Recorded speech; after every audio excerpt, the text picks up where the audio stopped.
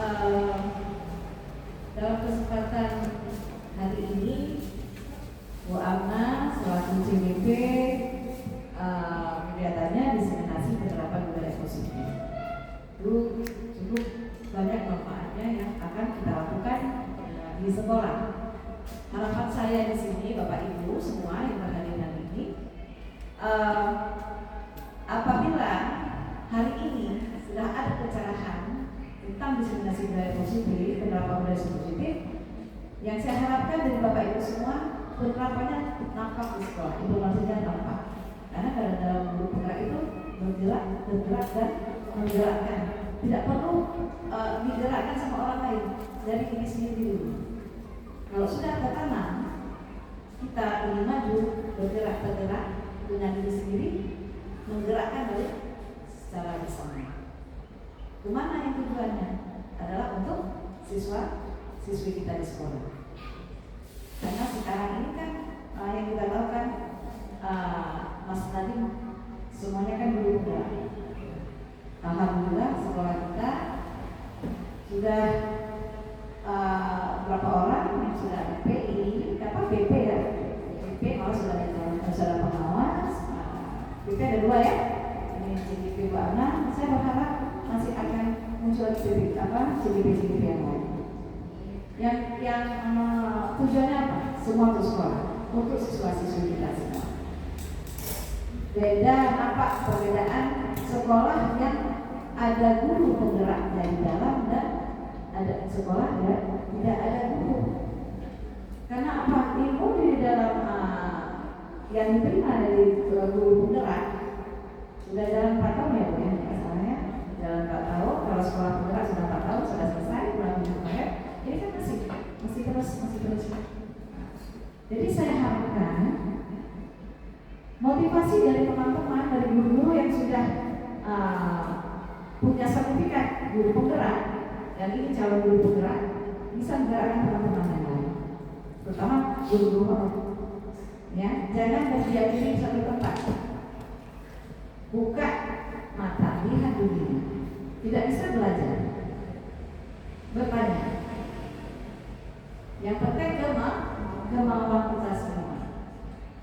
Ya, apalagi sekarang peluang cukup besar Bapak Ibu semua. Dan saya harapkan itu semua.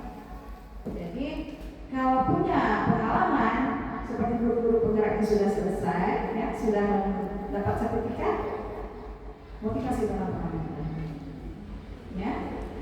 Ya, ibu-ibu sekalian saya harapkan. Nah, dan nampak perubahan di sekolah kepada anak-anak. Implementasinya tetap pada siswa. Kalaupun datang nanti dari dinas, oh ini SMP yang sana, alhamdulillah. Sudah ada, di dinas itu sudah terdata. Apalagi kita sudah ada nomor yang Bu Amna ya, alhamdulillah. Sudah maju semua, sudah dikenal di dinas. Yang pengharapan saya itu semua. Tidak ada lain. Kalau kepala sekolah yang menerapkan terhadap kemajuan di sekolah, bukan dari kepala sekolahnya Bapak Ibu, tetap dari kerjasama guru semua stakeholder yang ada di sekolah. Ada kepala sekolah, ada kesiswaan, ada wakil, ada guru, ada siswa dan penjaga sekolah. Yang utama adalah kerjasama kita semua. Nah, jadi saya harapkan sekali di sini, hendaknya teman-teman semua, guru-guru hebat di SMP di sana, marilah kita bergerak, tergerak dan menggerakkan sesama. Ya, jenjangnya lebih kira-kira supaya naik. Sekian dari saya. Semoga kegiatan ini bermanfaat untuk kita semua. Saya akhiri wabillahi taufiq. Assalamualaikum warahmatullahi wabarakatuh. Waalaikumsalam warahmatullahi wabarakatuh.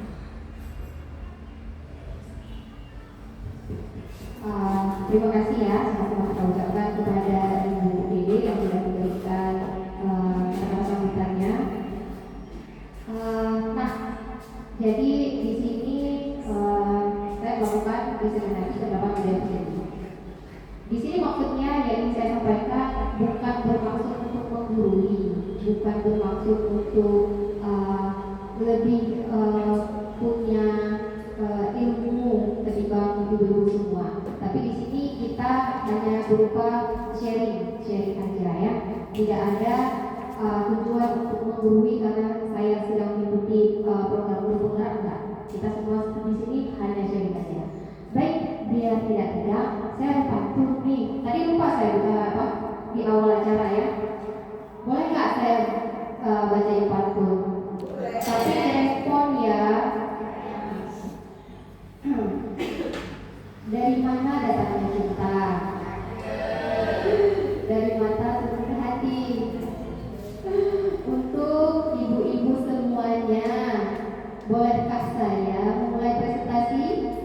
Boleh. Oke, terima kasih. Jangan tegang kali ya. Oke, baik, kita mulai ya. Diseminasi penerapan budaya positif. Di sini saya perkenalkan dulu ya, karena tak kenal makanya tak sayang. Walaupun nanti gak ketemu sama ibu fasilitator saya, sama bapak bimbing saya, insya Allah akan ketemu. Dan saya sendiri di sini fasilitator kami yaitu Ibu Nulis Masari, pengajar praktik Bapak Mursal, dan calon guru penggerak saya sendiri. Nah, latar belakang dibuatnya diseminasi ini yaitu sekolah ibaratkan tanah bercocok tanam, maka guru harus berusaha menjadikan lingkungan sekolah menjadi tempat yang menyenangkan bagi murid. Untuk tumbuh sebagai mana kodratnya, karena murid ibaratkan sebagai tumbuhan, sehingga murid mampu menerima dan menyerap pembelajaran bila di sekelilingnya terdapat kenyamanan. Nah, ini kan merupakan tugas kita dulu ya, untuk menciptakan lingkungan sekolah yang senyaman mungkin, yang seaman mungkin, yang sekondisi mungkin untuk siswa-siswi kita. Kita sendiri kan merasakan kalau sekolah kita tidak aman, sering terjadi hal-hal yang tidak diinginkan, baik itu misalkan yang contoh kecilnya seperti bullying, kita juga merasa tidak nyaman kan. Jadi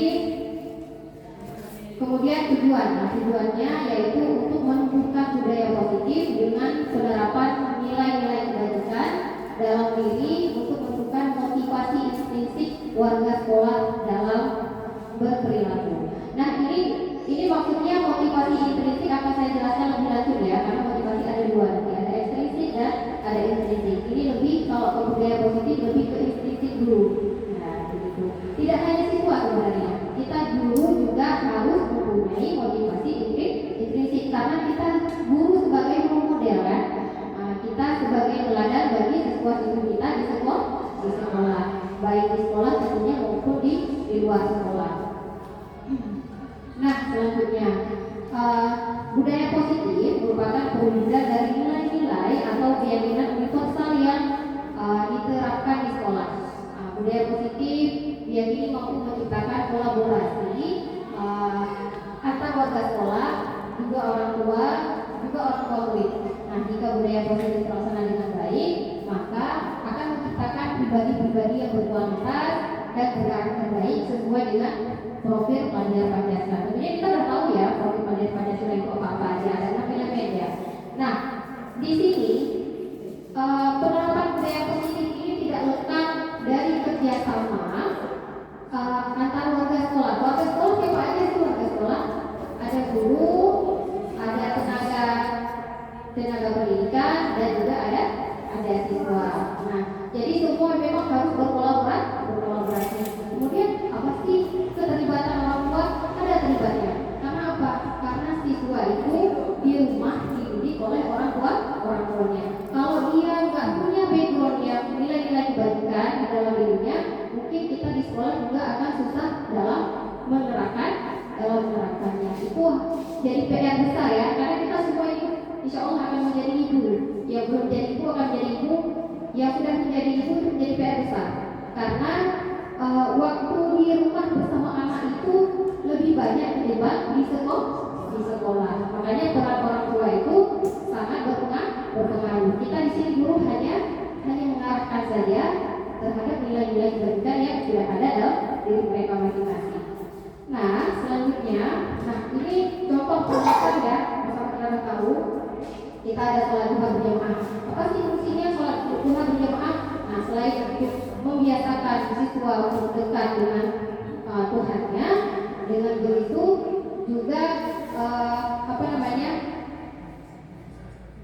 karena pembiasaan ibadah yang tentunya dalam ibadah itu makna tersiratnya siswa harus mempunyai pribadi yang baik. Kalau kita dalam Islam ya,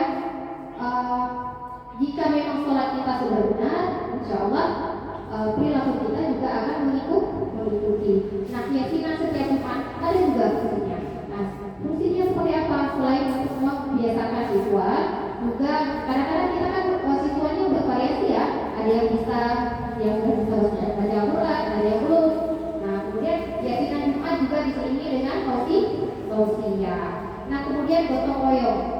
Nah, kalau kita lihat gotong royong kadang-kadang ada juga yang berpendapat kasihan anak-anaknya disuruh gotong royong di sekolah, padahal banyak loh manfaatnya. Nah, di situ anak-anak diajarkan untuk mencintai lingkungan, untuk berkolaborasi gitu. Kemudian ada satu lagi budaya bersalaman di pagi hari. Ini yang sedang dilakukan ya. Kemudian daur ulang sampah. Nah, ini mungkin menjadi PR ya. Nah, jadi kita sekarang kan banyak ya di kelas-kelas kita menggunakan sampah-sampah yang kita daur ulang menjadi kerajinan. Kemudian membuat keyakinan kelas. Nah, ini keyakinan kelas yang sudah saya buat. Sebenarnya ada video, cuman videonya agak terkendala sedikit. Nanti kalau ada waktu nanti kita lihat di akhir presentasi ya. Nah, apa sih konsep utama modul budaya positif ini? Nah, ada 6 konsep utama modul budaya positif. Yang pertama ada perubahan paradigma belajar. Nah, yang kedua ada disiplin positif, ada kebutuhan dasar manusia, ada motivasi perilaku manusia, ada posisi kontrol retribusi, ada keyakinan kelas, dan selanjutnya ada segitiga retribusi. Nah, saya akan menjelaskan nanti satu persatu ya. Nah, yang pertama pembelajaran dengan paradigma baru. Nah, tentunya sudah tahu kan profil pelajar Pancasila apa aja elemennya. Yang pertama berketuhanan yang maha esa, kemudian berkebinekaan global, kemudian bergotong royong, kemudian kreatif, bernalar kritis, dan mandiri. Tentunya ibu-ibu sudah lebih paham ya, karena kita sudah menerapkan kurikulum merdeka di sekolah ya. Kemudian pembelajaran dengan paradigma baru merupakan pembelajaran yang dirancang berdasarkan prinsip pembelajaran berdiferensiasi, sehingga para peserta didik sesuai dengan kebutuhannya berdasarkan tahap perkembangan sesuai teori psikologi modern untuk mewujudkan profil pelajar Pancasila. Nah, mendengar kata berdiferensiasi, ada nggak yang tahu apa sih itu pembelajaran berdiferensiasi? Mungkin ada dari ibu yang mau kasih masukan, boleh? Iya, boleh. Oke.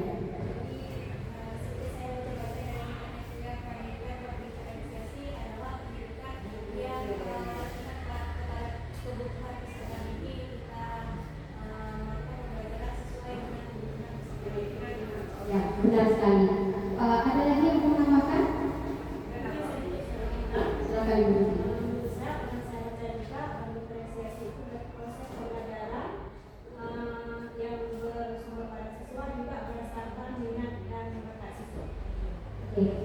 Benar. Ada lagi mungkin yang mau menambahkan?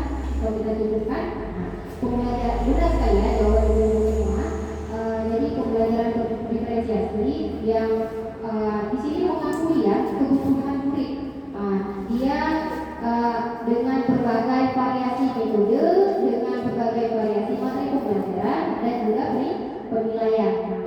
Kemudian kalau metode pembelajaran, metode pembelajaran ini kita lihat berdasarkan kebutuhan anak dan juga gaya belajar anak.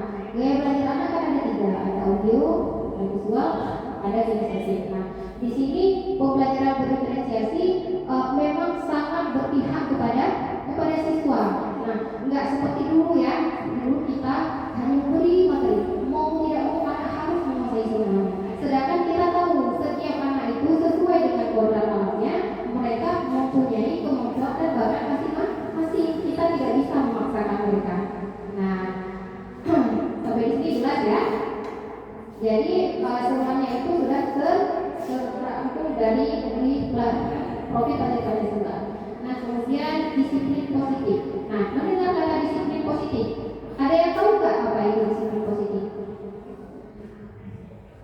mendengar kata disiplin aja.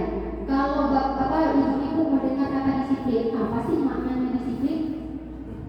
Kebiasaan yang baik, kebiasaan. Kebiasaan, benar sekali. Ada yang lain? Ada yang lain disiplin? Silakan Bu Farida. Cara yang digunakan untuk membentuk sikap yang mandiri. Bagus sekali. Cara yang dilakukan untuk membentuk sikap mandiri.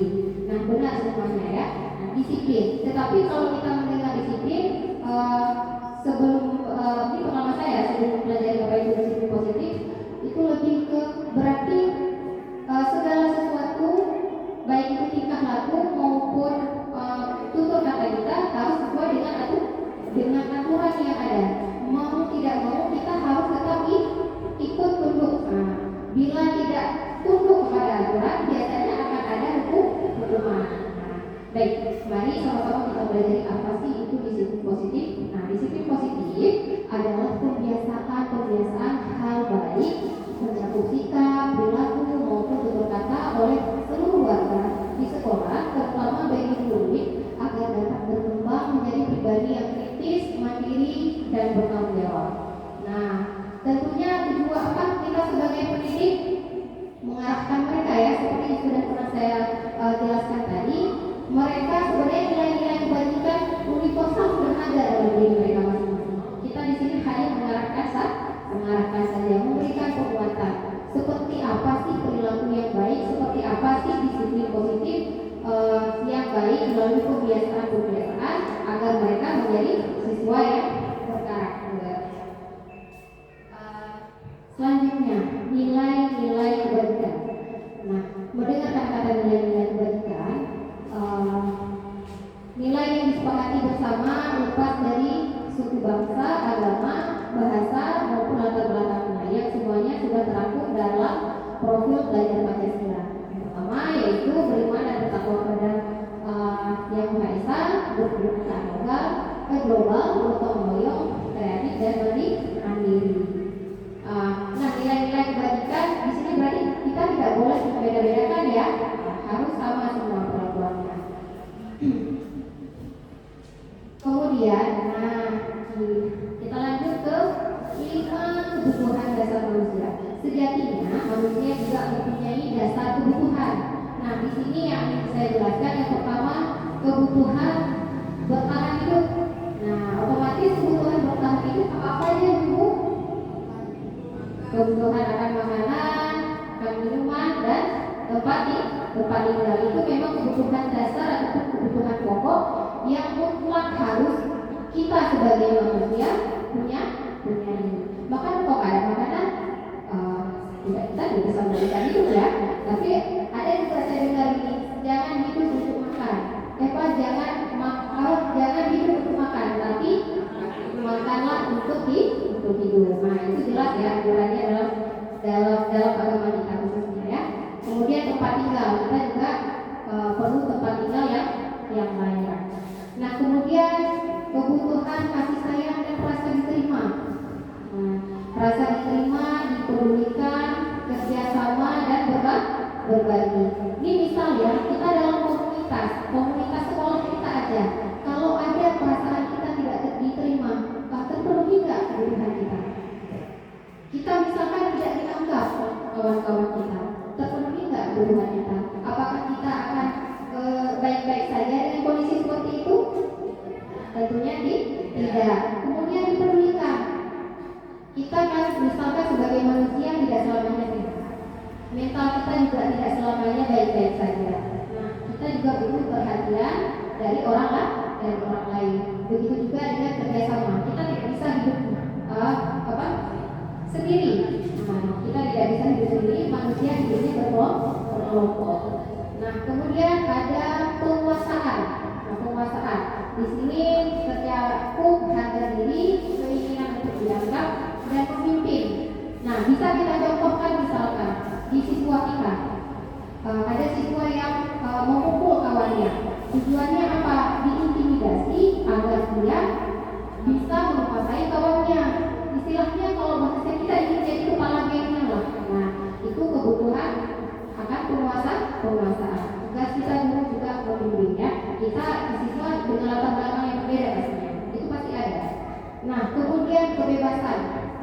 yang tercakup di sini ada mandiri, memiliki pilihan, dan mencoba hal-hal yang baru.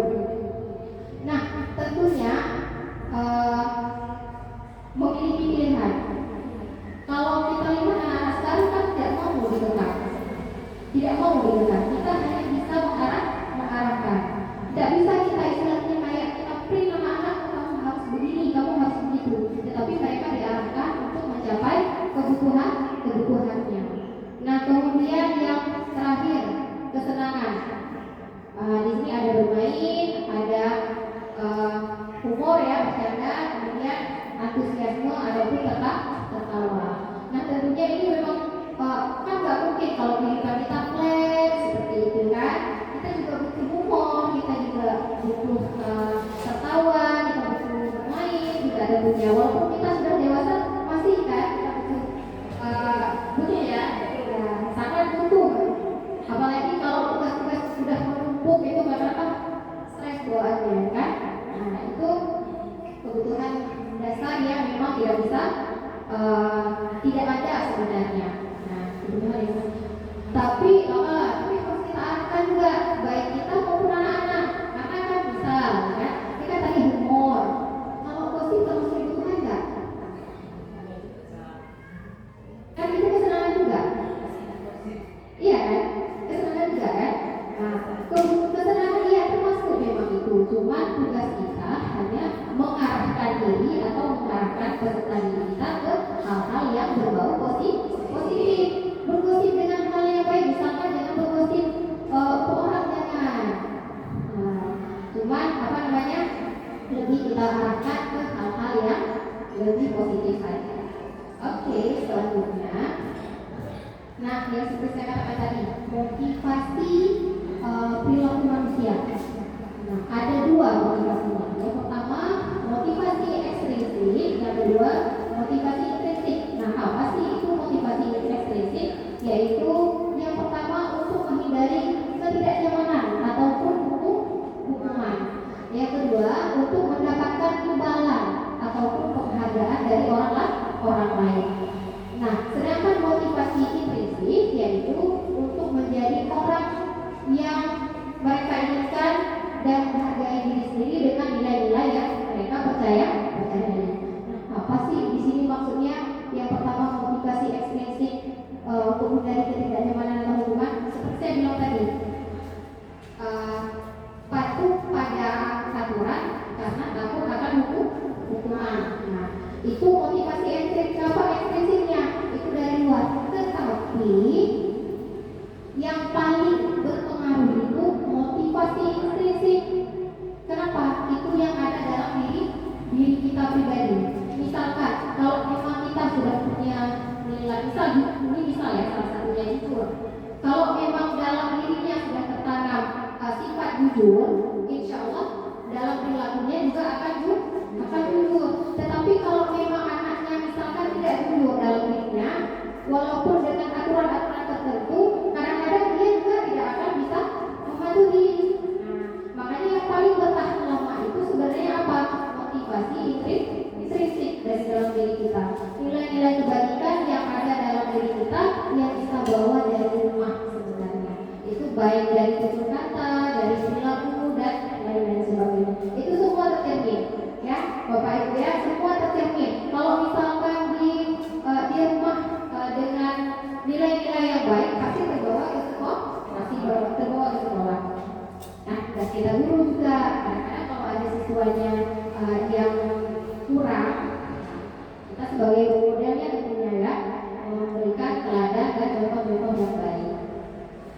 Nah, kemudian saya jelaskan sedikit ya tentang hukuman, karena beda ya, ada hukuman, ada konsekuensi. Kalau hukuman itu tidak terencana ataupun tiba-tiba. Kemudian ada tidak tahu apa yang akan terjadi atau tidak dilibatkan. Kemudian satu lagi bersifat satu arah. Yang kemudian satu lagi berupa hukuman fisik ataupun psikis. Nah, sedangkan konsekuensi biasanya sudah terencana, kita sudah sepakat dengan siswa misalkan. Nah, ini misalkan nih kalau nggak bawa buku, konsekuensinya apa? Dia harus menulis ke kelas yang lain.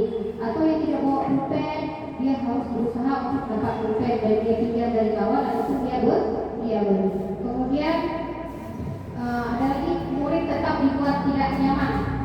Bukan dalam artian murid sudah bebas ya, kalau dengan konsentrasi tetap tidak nyaman siswanya, karena dia mau tidak mau juga harus memenuhi kekurangan yang dia lakukan. Kemudian sikap guru selalu membuka murid. Kemudian ada restitusi, yaitu proses menciptakan kondisi bagi murid untuk memperbaiki kesalahan. Nah, nanti akan saya jelaskan seperti apa sih itu. Kita nanti menyelesaikan masalah menggunakan 3 restitusi. Kemudian ada proses kolaboratif yang mengajarkan murid untuk mencari solusi sendiri. Kita di sini sebagai guru di restitusi ini hanya mengarahkan saja. Kita hanya menyadarkan saja siswa. Kemudian mereka sendiri sebenarnya yang mencari solusinya. Ya. Kita guru hanya memvalidasi atau mengarahkan. Nah, kemudian kita sebagai guru ada 5 posisi kontrol terhadap siswa kita. Yang pertama sebagai penghukum, yang kedua sebagai pembuat merasa bersalah, kemudian selanjutnya sebagai teman, sebagai pemantau dan juga sebagai manajer. Nah, Bapak, selamat masuk. Nah, ini ada contoh penerapan 5 posisi kontrol. Jadi saya akan menayangkan video nanti kasusnya siswa terlambat datang ke sekolah. Oke Bapak Ibu, mari sama-sama kita lihat videonya. Ini sebagai penghukum.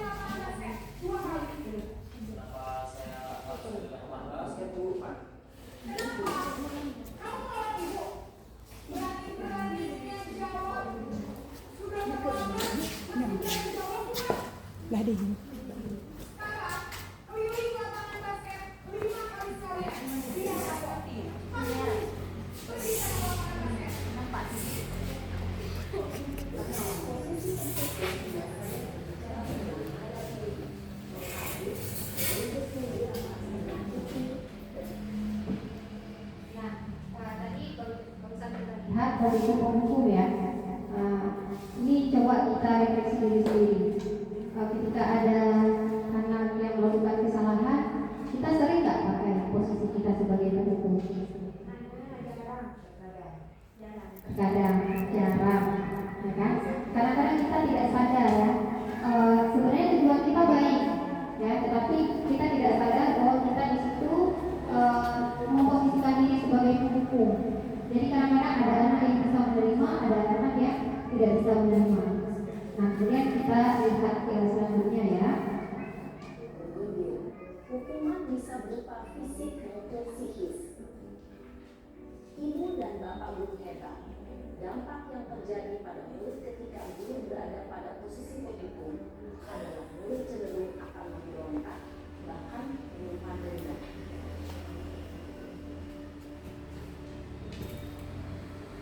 Selanjutnya posisi pembuat merasa bersalah.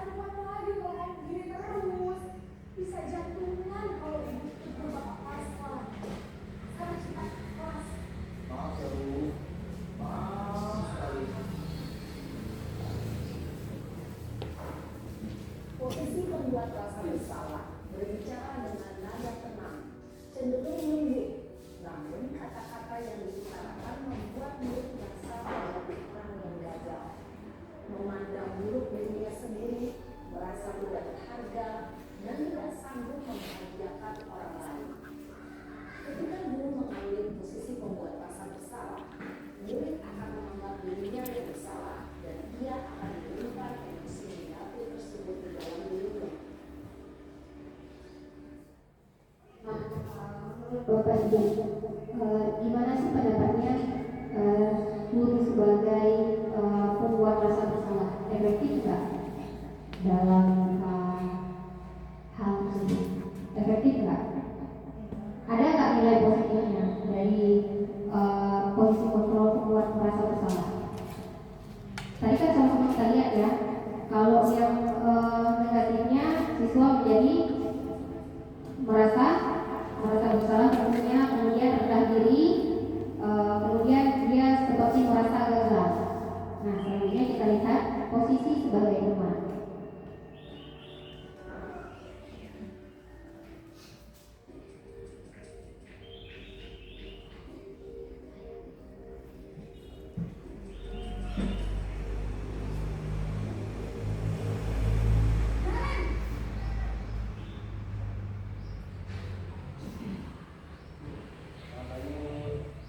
Wah, sudah jam berapa ini, Nak? Terlambat lagi ya saya. Kamu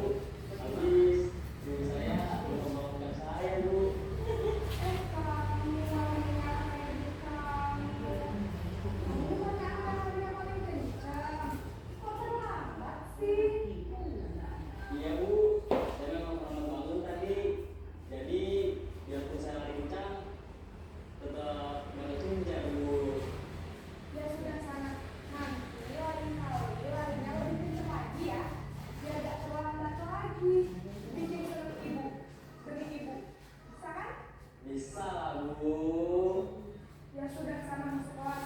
Ibu beresin urusan absen kamu. Kamu ini ada-ada saja. Dalam posisi teman, guru berbicara dengan nada suara ramah, akrab, cenderung bersenda gurau untuk menjaga suasana tetap santai. Murid akan merasa senang, aman, dan akrab dengan guru. Identitas yang tercipta adalah identitas sukses atau berhasil. Namun, ini ingat, karena ini masih dorongan eksternal, maka ada faktor ketergantungan dari murid kepada orang tertentu. Di sini, guru aksennya, sehingga di lain waktu, murid bisa berperilaku baik, namun hanya kepada orang-orang tertentu saja. Nah, sama-sama kita ketahui tadi posisi sebagai teman, ada positif ada negatifnya juga. Kadang-kadang anak-anak kalau kita posisikan diri sebagai teman mereka, kalau istilahnya sudah prestasi kita itu ya. Nah, tapi itu semua kembali ke motivasi intrinsiknya seperti tadi dijelaskan. Karena kalau memang nilai-nilai kebaikannya sudah ada yang sudah tertanam dalam diri, insya Allah tidak akan susah ya, mereka istilahnya tidak akan menunda. Beda halnya dengan yang memang maaf ya, dia murid yang pemakan, nanti akan diulang-ulang lagi karena dia merasa oh tak apa sih itu baik kok, bisa jadi kayak kawan, jadi akan terus diulang-ulang kembali. Ya, intinya tidak marah, jadi dia oke-oke aja. Kemudian posisi pemantau ataupun monitor.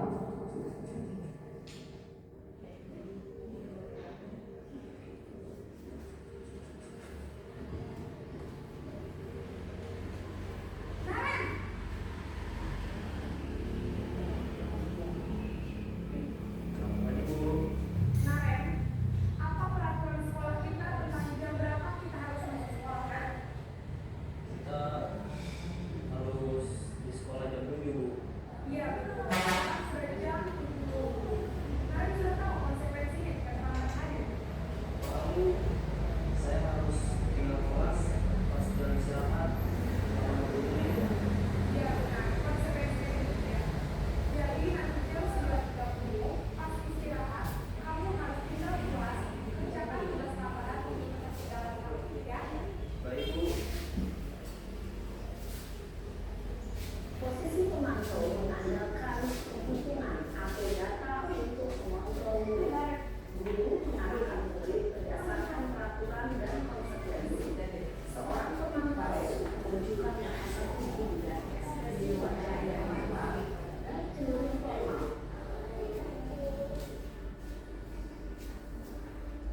lanjut aja ya posisi manajer.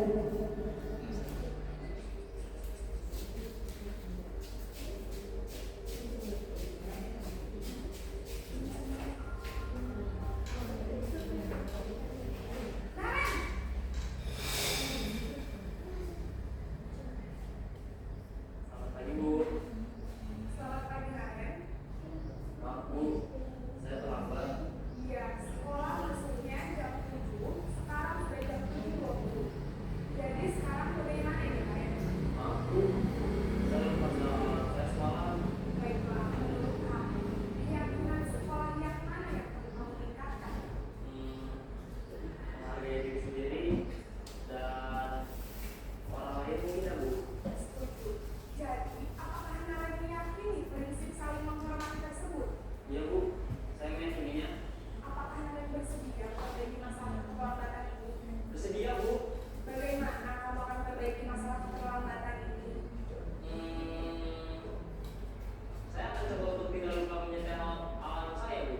Baik, kalau Naren lupa misal alarm di rumah, ada orang yang kira-kira bisa bantu mengingatkan tidak? Ada Bu, kakak saya, Kak Emma. Ada lagi selain KM? Selain Kak Emma, ada ibu saya. Baik, jadi yang mengingatkan Naren adalah Kak Emma dan ibu kamu ya. Kira-kira akan mulai start alarm kapan nih, Naren? Setelah pulang sekolah, akan segera saya lakukan. Baik, jadi Naren akan setel alarm untuk bangun besok pagi dan akan diingatkan oleh kakak dan ibu Naren ya. Ada lagi yang mungkin perlu dilakukan, Naren? Agar tidak terlambat bangun lagi. Tidak ada Bu. Baik, Naren. Terima kasih untuk kerjasama kamu. Sekarang kamu perlu kembali ke kelas 7. Baik Bu, terima kasih. Posisi manajer adalah posisi kontrol yang disarankan untuk membimbing murid memiliki sikap disiplin yang positif, yaitu murid yang mandiri, bertanggung jawab, dan dapat memecahkan masalah. Tujuan dari posisi ini adalah agar murid dapat berefleksi atas tindakannya. Guru akan dengan tulus memberikan pertanyaan-pertanyaan bermakna, sehingga membuat murid dapat belajar dari kesalahannya dan mencari sebuah solusi untuk menyelesaikannya. Ibu dan bapak guru hebat, setelah mengamati adegan kelima posisi kontrol tadi,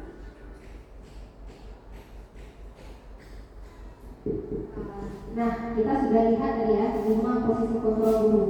Nah, yang paling disarankan yaitu posisi sebagai manajer. Nah, posisi sebagai manajer ini yang sangat tepat untuk kita terapkan untuk mencari solusi. Sebenarnya siswa hanya kita arahkan untuk mencari mendapatkan solusinya sendiri.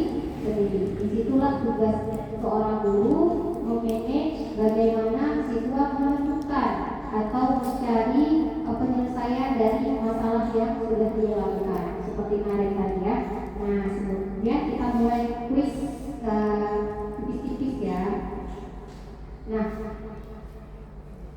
patuhi aturan saya atau awas. Ini kira-kira posisi kontrol guru sebagai apa?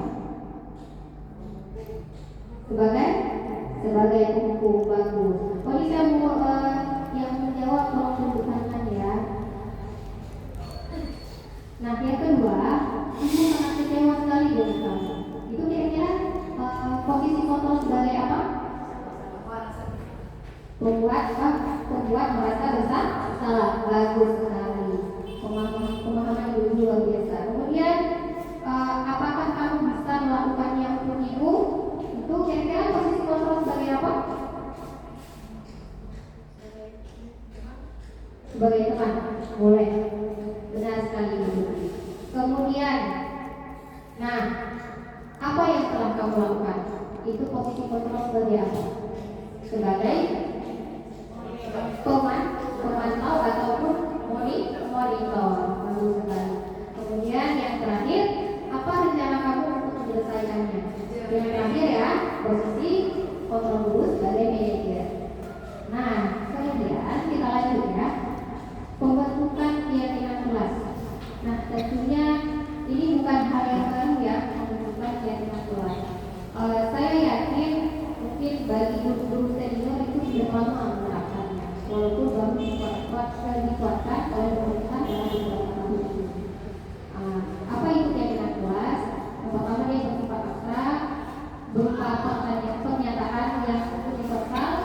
dibuat dalam pernyataan positif, sedikit saja agar mudah diingat, sesuai dengan kondisi kelas dan sekolah sehingga mudah diterapkan.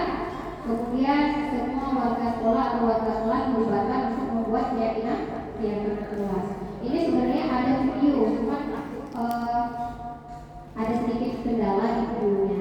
Jadi saya jelaskan aja ya. Nah, keyakinan kelas. Tentunya kalau keyakinan kelas kita kan punya istilahnya kelas impian atau kelas harapan. Kalau misalkan kelas yang apa namanya kelas yang damai, yang tidak ribut, tentunya kita nanti akan menarik kalimat-kalimat positif. Kita di situ dalam membuat keyakinan kelas dilarang untuk menggunakan kata-kata yang bersifat negatif.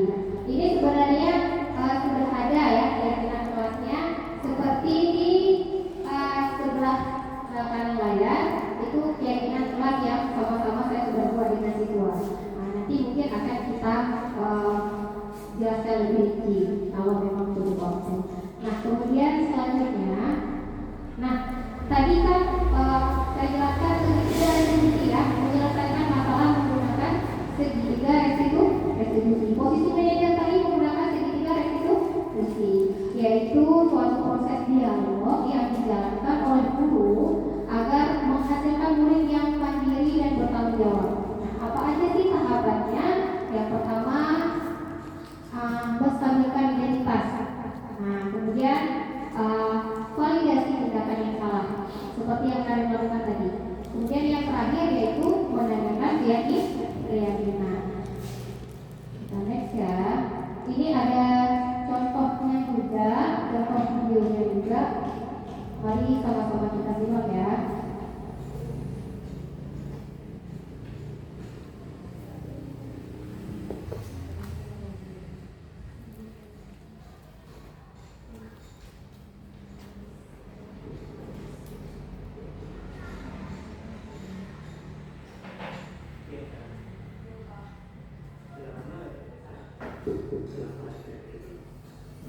Pak, seru banget. Masa aku dikatain uang fitnah, Pak? Ya aku marah lah. Aku udah dikatain TK di depan kelas. Seru banget. Oh begitu, ya pasti kamu marah yang besar. Bapak juga akan marah apabila ada yang menuduh Pak. Kemudian pada saat itu kamu melakukan apa? Ya saya harus mengatain TK lah, Pak. Seru banget. Saya bertak-bertak dia di depan teman lain. Oh begitu, pasti kamu melakukan seperti itu karena satu alasan tertentu kan? Iyalah, saya diam saja, Pak. Ya saya bela diri lah. Masa saya dituduh tukang fitnah? Ya wajar.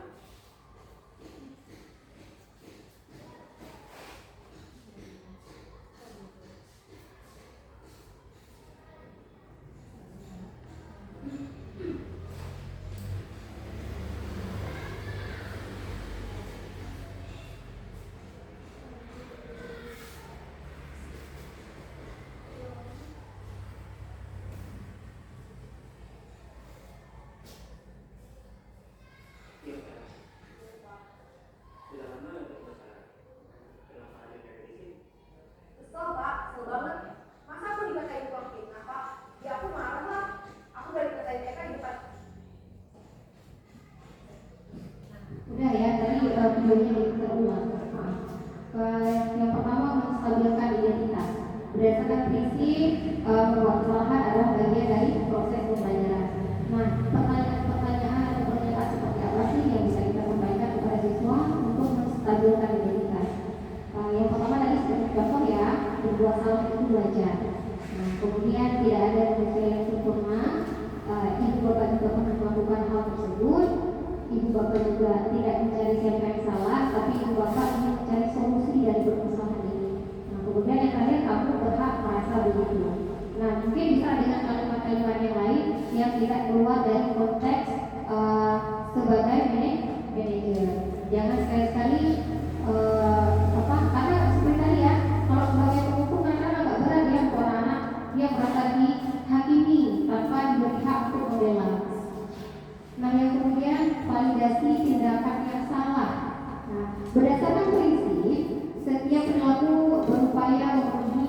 kebutuhan tertentu. Bagaimana sih penyelesaiannya? Kamu masih punya alasan mengapa melakukan hal itu. Yang pertama, yang kedua, padahal kamu bisa melakukan yang lebih buruk dari ini ya. Kemudian kamu patut bangga karena telah melindungi sesuatu yang penting buatmu. Kemudian selanjutnya kamu melakukannya karena mempertahankan sesuatu yang penting bagimu. Nah, jadi itu posisi manajer untuk memvalidasi tindakan yang salah. Kemudian yang terakhir yaitu menanyakan keyakinan. Berdasarkan prinsip teori kontrol bahwa pada dasarnya kita termotivasi secara implisit ya. Jadi kalau memang ada motivasi intrinsik, insya Allah akan lebih gampang. Apa sih yang bisa kita tanyakan kepada murid?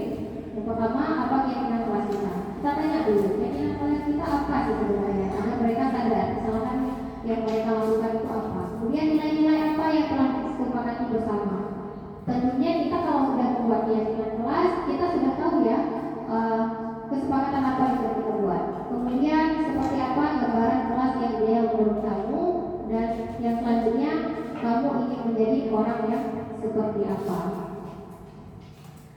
Nah, ini sebenarnya ada contoh segitiga restitusi yang telah saya buat.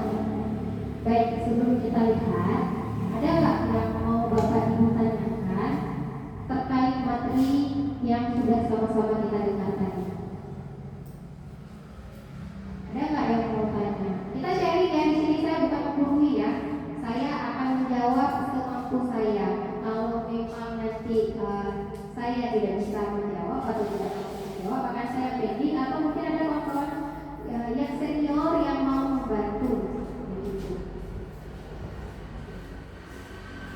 Begitu. Atau kita buat speaking, seru nggak ya kalau buat speaking?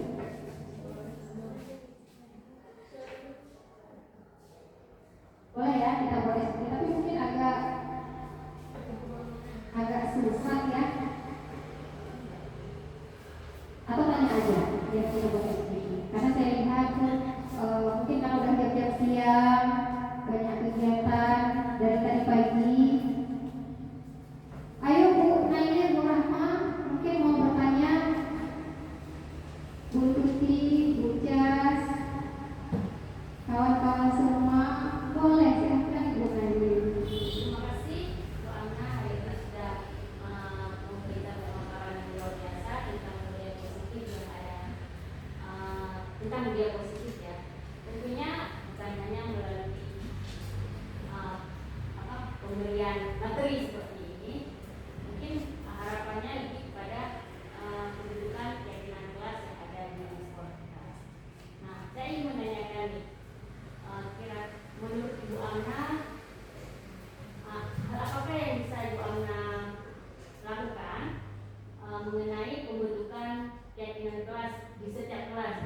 Mungkin ada program atau hal-hal yang ingin Ibu Amna lebih atau tekankan tentang pembuatan keyakinan kelas di kelas.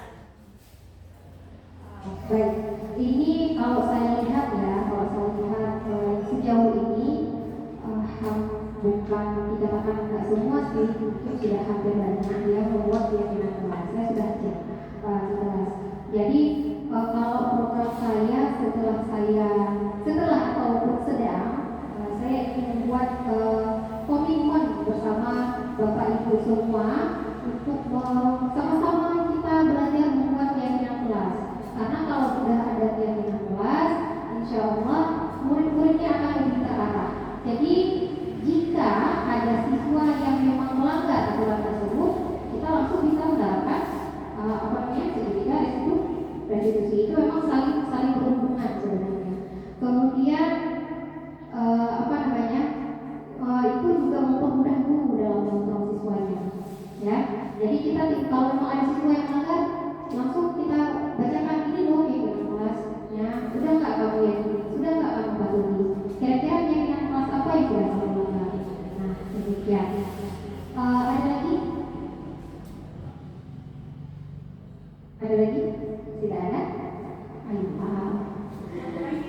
boleh, silakan Ibu Tuti.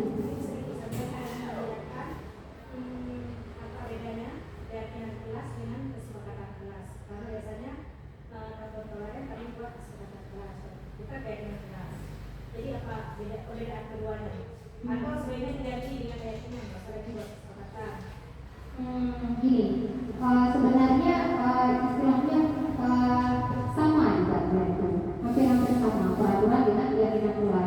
Cuma kita merujuk kepada produk pajak Pancasila. Kita tidak, kalau aturan kan berarti harus terpaksa, itu harus dipaksa harus kan. Tetapi kalau keyakinan itu lebih kepada penerapan nilai-nilai kebajikan yang sudah ada dalam dirinya. Jadi yang sudah kita buat sama-sama dan kita yakin dan diyakini oleh siswanya. Istilahnya tidak ada paksaan yang harus seperti apa. Karena tadi kan kita sudah belajar sama-sama ya, menghukum itu tidak boleh sebenarnya. Boleh hanya memberikan konsekuensi. Karena kalau hukum kadang-kadang melibatkan fisik. Ini ada yang tadi ya Pak Halim tentang mengelilingi lapangan basket 20 kali ya. Mungkin ini menurut saya kalau memang pernah di jam olahraga itu layak dilakukan. Karena apa? Itu memang olah fisik dalam olahraga. Tetapi kalau misalkan guru matematika dia telah masuk kelas, kamu keliling lapangan 20 kali, nyambung nggak dengan materinya? Tidak, itu lebih ke memang benar-benar menghukum. Tetapi kalau sebagai guru olahraga di situ termasuk ke dalam konsekuensi. Nah, demikian. Boleh ya kita lihat video saya tentang segitiga resolusi.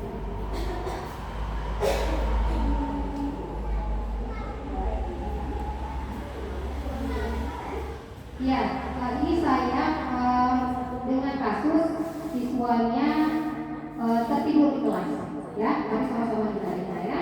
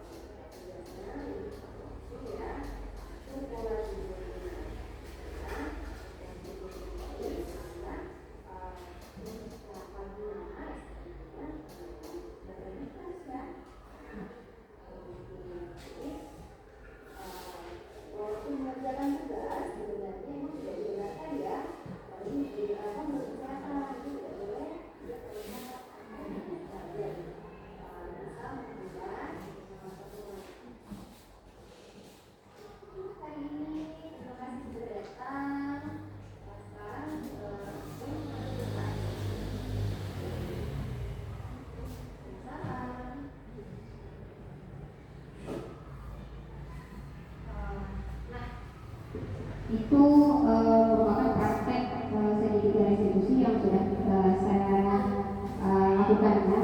Ini mudah-mudahan bagi kita semua ketika ada permasalahan nanti di sekolah kita bisa menerapkannya karena itu memang yang paling bijak dalam menangani masalah ya. Mungkin ada pertanyaan lagi. Kalau tidak ada pertanyaan lagi kita pandai di sini saja. Saya selaku calon guru penggerak mengucapkan ribuan terima kasih kepada ibu-ibu dan bapak semua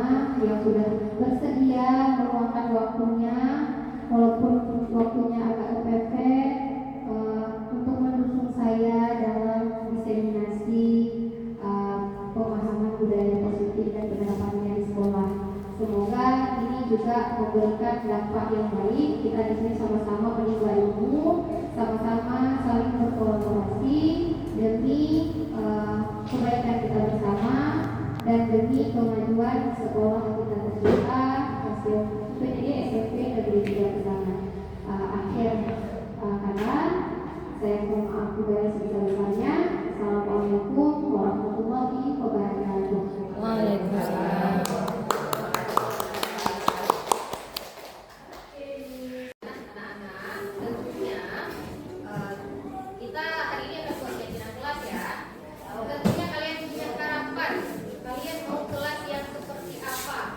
Karena sudah bersusah payah dari rumah datang ke sekolah, tujuannya ingin belajar, mendapatkan suasana yang tenang, mendapatkan kawan yang baik, saling menghargai agar kalian nyaman dalam proses belajar mengajar. Hari ini, nah di sini ibu mau bagiin sticky note.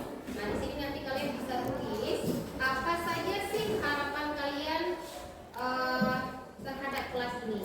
Nanti akan kita rangkum, kemudian sama-sama kita buat keyakinan ke kelas. Setelah kalian tulis harapan kalian di sini masing-masing, kita akan tempel ke papan tulis. Oke, bagi ya.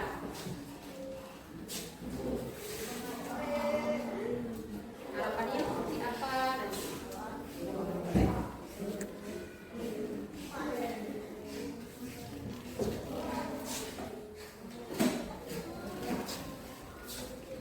Bagi ya.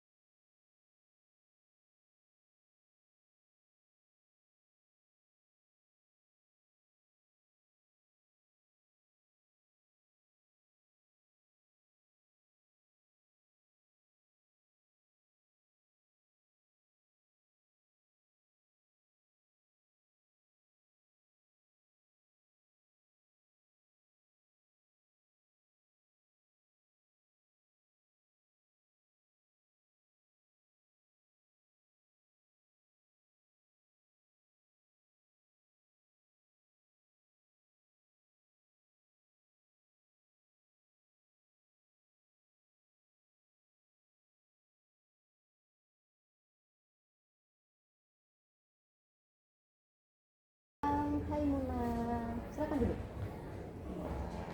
Apa kabar Muna hari ini? Alhamdulillah baik. Baik, senang, semangat tentunya kan. Nah, kira-kira tahu nggak kenapa Muna dipanggil Miss panggil hari ini? Tahu, Ini kenapa coba? saya tertidur di kelas jam belajar tadi. Tertidur di kelas saat jam belajar tadi ya. Ini ya, memang sih setiap manusia itu pasti pernah melakukan kesalahan, termasuk Miss sendiri. Miss juga pernah melakukan kesalahan kan. Jadi itu memang hal yang wajar. Jadi tapi ada nggak kenapa bisa sampai tertidur gitu di kelas? Saya bergadang tadi malam karena mengerjakan tugas nih. Oh, begadang tadi malam. Telat tidur ya gara-gara ngerjain tugas. Oke, jadi kan Muna kan tahu sendiri. Kita kan udah buat keyakinan kelas gitu kan. Kira-kira dengan hal itu apa sih keyakinan kelas yang belum Muna lakukan? Yang belum Muna penuhi? Bersikap positif dan baik di kelas ya. Nah, jadi kita kan udah buat tuh keyakinan kelasnya, salah satu itu bersikap positif di dalam kelas. Salah satunya dengan tidak tertidur dan mengikuti pembelajaran dengan baik ya tentunya. Oke, Muna yakin nggak hal itu? Misalkan meyakini nggak hal tersebut? Kemudian cara Muna memperbaikinya seperti apa sih? Saya meyakininya Miss, dan saya tidak akan bergadang lagi dan akan mengerjakan tugas lebih awal. Iya, oke, itu ide bagus tuh ya. Jadi kalau saran Miss sekarang Muna itu kerjain tugasnya lebih tepat waktu ya, atur pola tidurnya gitu kan, atur pola tidurnya dengan baik sehingga ketika esok paginya Muna itu sudah lebih fresh ya. Nah, oke, jadi walaupun mengerjakan tugas sebenarnya emang tidak dibenarkan ya, apalagi menurut kesehatan itu tidak boleh tidur terlalu terlambat karena kalian kan masih pelajar itu bisa menghambat perkembangan otaknya. Oke, udah cukup untuk hari ini. Terima kasih sudah datang. Sekarang boleh kembali ke kelas. Oke. Waalaikumsalam.